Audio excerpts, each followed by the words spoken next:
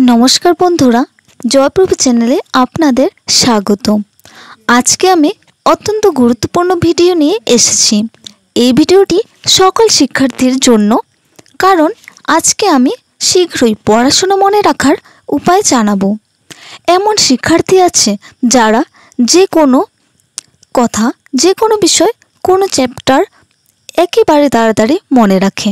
এরকম ছাত্রছাত্রী আছে যে কোনো জিনিসই হোক না কেন কোনো কিছুই একবার পড়লেই মনে রাখতে পারে।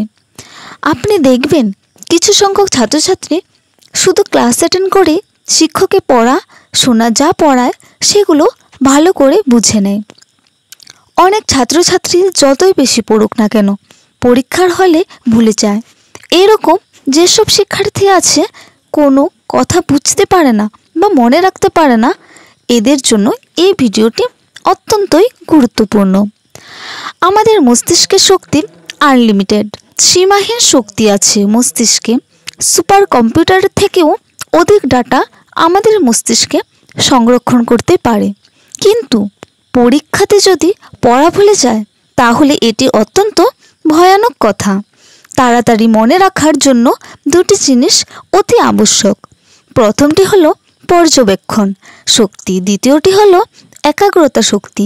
যখন আপনি পড়তে বসেন তখন আপনার শরীরটাকে সোজা রাখবেন। পড়ার 10 মিনিট পূর্বে গৌতম বুদ্ধের মতো আসন করে বসে নিন।